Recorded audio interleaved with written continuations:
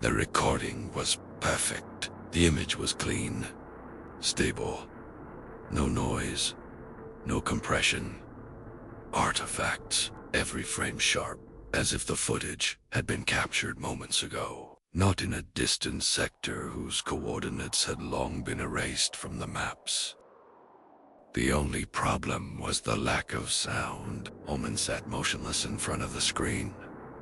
He didn't touch the controls, didn't rewind. He allowed the recording to play in real time, exactly as it had been stored.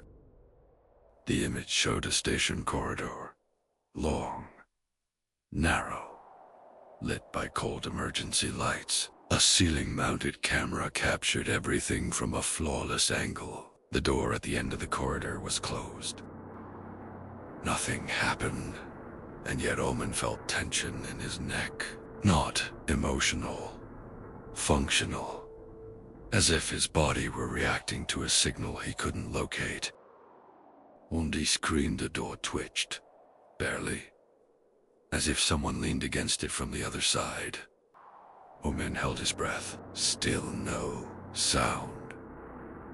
He knew this kind of silence, not from recordings, from the space between dreams, from moments when something wanted to be noticed, but not heard.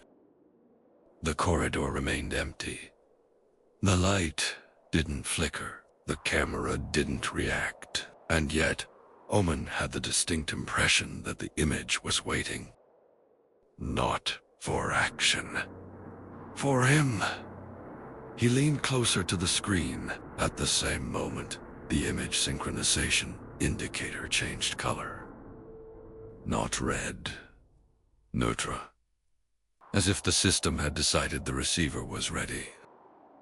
Omen attempted to apply an audio filter, not to hear something, but to see if the silence reacted. The waveform analysis algorithm did not detect emptiness. It registered presence, constant, even, as if the recording contained information outside the audible range. "This isn't absence," he said quietly. "It's a block." On the screen, the door at the end of the corridor began to open. Slowly, without resistance, frame by frame. Behind it was nothing. Not darkness. Not light. A void with structure. Omen felt a slight dizziness. The familiar sensation that came whenever his senses tried to synchronize with something they were never designed to perceive. He noticed a detail he had missed before. There was no dust on the floor. There were marks. Not footprints. Not shoes. Drag marks. As if something had been pulled toward the camera. Slowly. Methodically. Without sound. He recalled old warnings. Fragmented notes without a clear place in time. And yet the image changed. The corridor moved closer, not the camera. The space, perspective bent, as if the recording were trying to shorten distance without motion. Omen leaned back from the screen. At that instant, the image froze. The frozen frame was perfect. Static, dead, still without sound.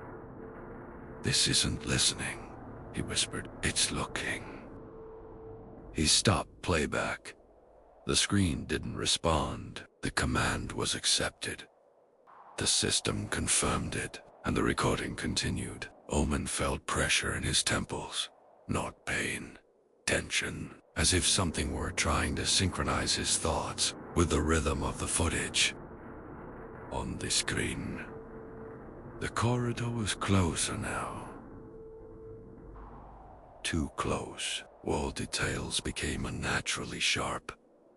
Every scratch, every abrasion, and still silence. That's when Omen understood the recording wasn't documentation. It was an interface. It wasn't trying to convey information. It was trying to establish a reference point. He noticed his own breathing beginning to synchronize with the frame changes. slowing, accelerating, adapting. "No," he said, "this isn't for me." Something new appeared in the image. Not a shape, not a figure, a density, as if the air in the corridor had more mass than it should. As if something existed where the camera couldn't name it. The screen brightened for a fraction of a second, and then Omen understood why there was no sound. Because what was approaching didn't generate waves. It required a receiver. He cut power to the station. The screen went dark. The silence remained.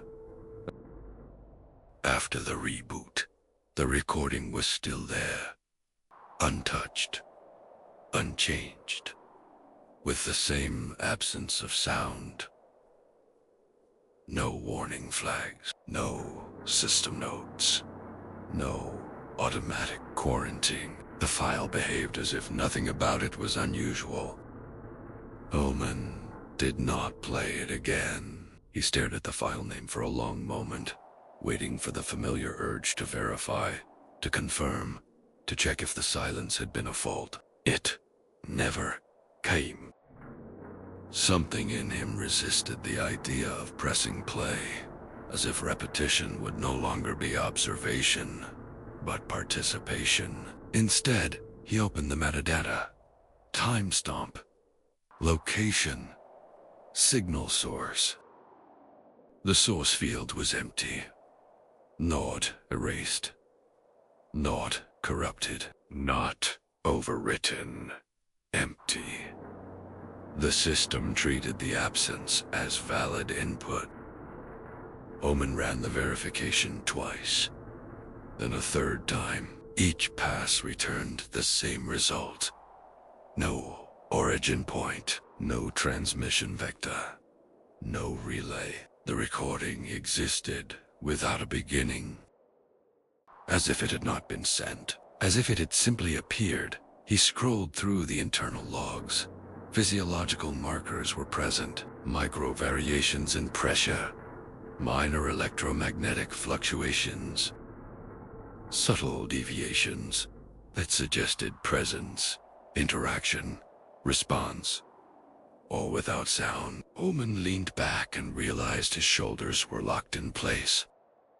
He forced them to relax, then noticed how shallow his breathing had become. The silence of the file had followed him out of the playback window, settling into the room like a held breath.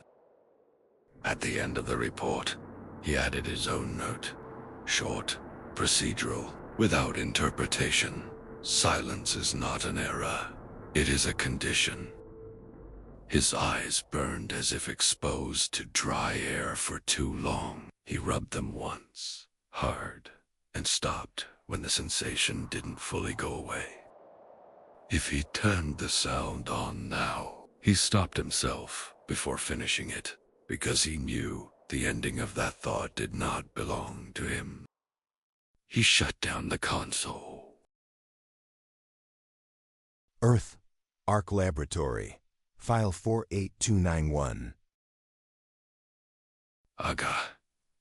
The recording doesn't end where it should. A synchronization error. No. It's as if it's waiting for someone to look. Do you want to be part of this story? Support our project. Buycoffee.to/butterflyproject.